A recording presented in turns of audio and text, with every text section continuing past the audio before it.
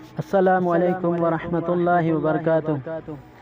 حضرت عبداللہ بن عمر رضی اللہ تعالیٰ عنہما سے روایت ہے کہ حضور نبی اکرم صلی اللہ علیہ وآلہ وسلم نے فرمایا کہ لوگوں، تم ان کلمات کو کثرت سے پڑھا کرو، کیونکہ اس کے بارے میں قبر میں تمہارا امتحان ہوگا۔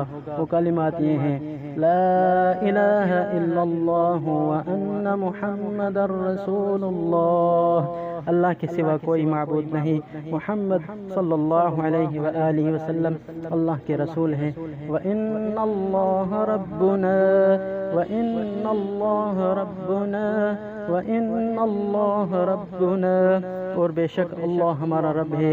وَالْإِسْلَامُ دِينُنَا والاسلام دیننا والاسلام دیننا، اور اسلام ہمارا دین ہے۔ ومحمدا نبینا ومحمدا نبینا ومحمدا نبینا، اور محمد صلی اللہ علیہ وآلہ وسلم ہمارے نبی ہیں۔ اگر بندہ یہ صحیح سے جواب دیتا ہے تو فرشتے کہتے ہیں تو نے صحیح اور سچ کہا ہے، تو اس کی قبر کی دیواروں کو سب طرف سے ہٹا دیا جاتا ہے، جس سے وہ چاروں طرف سے بہت وسیع ہو جاتی ہے۔ اس کے بعد فرشتے کہتے ہیں کہ اور سر اٹھاؤ۔ مردہ جب اوپر کو سر اٹھاتا ہے تو اس کو ایک دروازہ نظر آتا ہے جس میں سے جنت نظر آتی ہے۔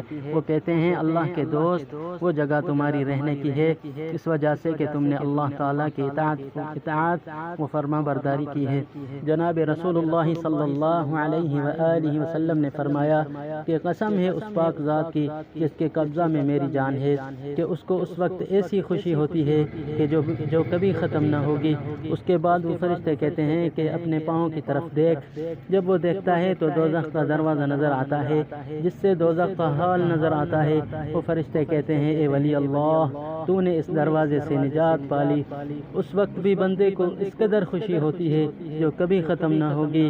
اس کے بعد اس کی قبر میں 70 دروازے جنت کے کھول دیے جاتے ہیں، جن سے وہاں کی ٹھنڈی ٹھنڈی ہوا اور خوشبوئیں آتی رہتی ہیں، اور قیامت تک وہ انہی بہاروں میں رہے گا۔